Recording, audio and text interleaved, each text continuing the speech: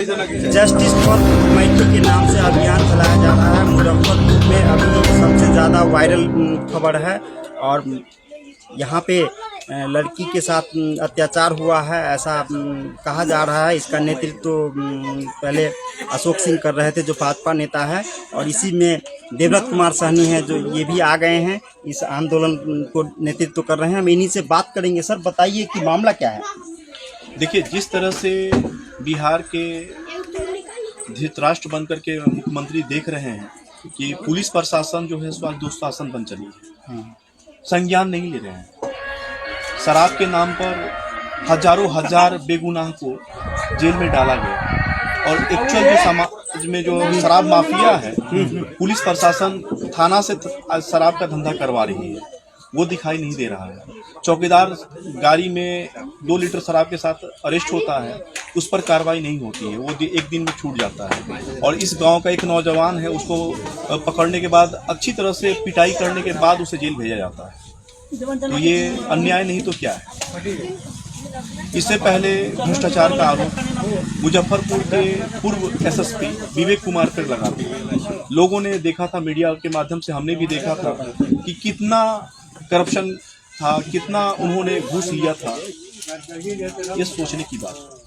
आज जिस तरह से हमारे क्षेत्र में 10 दिन से इस समस्या को लेकर के तमाम राजनीतिक दल, विधायक, सांसद संज्ञान लेकर कार्रवाई की मांग कर रहे हैं, और इस भ्रष्ट पुलिस प्रशासन के विरुद्ध कार्रवाई नहीं हो रहा है, तो यह भ्रष्ट व्यवस्था की चरम नहीं मानेंगे तो और क्या मानेंगे। पहले जंगल राज लोग कहते थे कि चोर मवाली जनता को लूटता था, लेकिन जंगल राज का ये उससे भी ज़्यादा बड़ा भ्रष्ट राज बन चुका है, जो पुलिस प्रशासन ही अब जनता को लूटती है। कोई भी केस होता है, बिना पैसा लिए हुए ना एफआईआर लिखा जाता है, ना बिना पैसा लिए हुए ना चार्जशीट डाला जाता है, बिना पैसा लिए ना डायरी भेजा जाता है। ऐसा कोई एक केस बता दे थाना प्रभारी या मुजफ्फरपुर के एसएसपी, जिसमें बिना पैसा के इन्होंने चार्जशीट किया हो, बिना पैसा का इन्होंने आरोप पत्र डाला हो, बिना पैसा का जो है सो आपने कभी डायरी भेजा हो। गरीब आदमी पिस रहा है, परेशान है, और इस शराब के नाम पर लाखों बेगुनाह को अपने अपराधी बना कर रखा है। ठीक है, मैं आपकी दर्द को समझ सकता हूँ। पुलिस की ऐसे बहुत कमी है, जो अंग्रेजों के जो ज़माने में थे वो ऐसे है, और बहुत हद तक सुधार हुआ है, और मैं चाहता हूँ कि और सुधार होना चाहिए। बात करते हैं आपको कि मैं थाने पे गया हुआ था। थाना प्रभारी इस मामले में कुछ भी बोलने से बच रहे हैं, बात नहीं किए हैं। उनके साथ जो व्यक्ति था वो कहा कि जो पुलिस पर जो है सो पत्थर बरसाया गया है, जिसका वीडियो है, और हम अपने अधिकारी को भेज चुके हैं आगे। तो इस पर आप क्या कहेंगे, इसके बारे में कुछ जानकारी है? अच्छा, एक बात बताइए, होली के दिन पुलिस वाला भारी बल के साथ इस पंचायत में क्या कर रहा था? जब लोग हर्ष उल्लास के साथ अपने त्योहार को मना रहे थे, हिंदू का पवित्र त्योहार मन रहा था, तो आप यहाँ क्या कर रहे थे? और लोगों पर, महिलाओं पे, बच्चों पे एक तरफ से लाठी चलाने के लिए आपको किसने आदेश दिया था? किस कोर्ट के आदेश से आप आए थे? क्या आप संविधान को जानते हैं? क्या आप ह्यूमन राइट्स को जानते हैं? उनको लगता है ना आप संविधान को जानते हैं, ना ह्यूमन राइट्स को जानते हैं।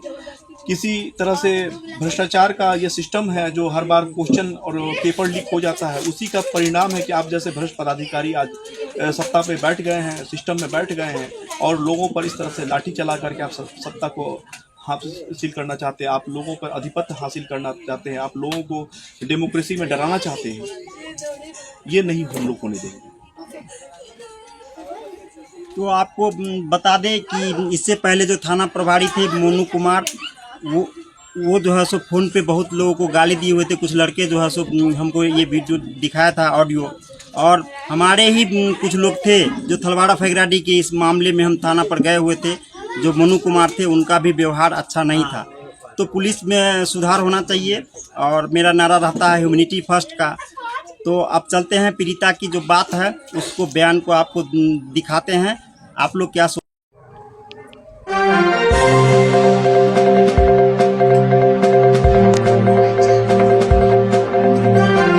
बताओ क्या हुआ था?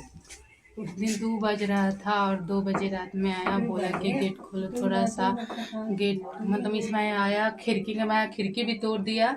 तब देखे कि खिड़की तोड़ दिया तो हम गेट खोले, थोड़ा सा लेट हो गया गेट खोलने में। तो अब बोला कि इतना गंदा गंदा गाली दिया, तो सीधा थप्पड़, हम बोले कि सर गाली क्यों दे रहे थे, थप्पड़े थप्पड़े मारने लगा बहुत जोर से। तो फिर हमको मारने लगा तो हम डरे, इस पे चढ़ गए। तो पूरा सब जितना जो सब पुलिस था जो सब इस पे चढ़ गया, तो सब हमको मारने लगा। कोनो दोनों हाथ पर पकड़ के, कोनो सीना पे चढ़ के सब मारने लगा। तो मेरी मम्मी देखी, तो मेरी मम्मी आई और बोले कि मेरी बेटी को क्यों मार रहे हैं, तो मम्मियों को मारने लगा।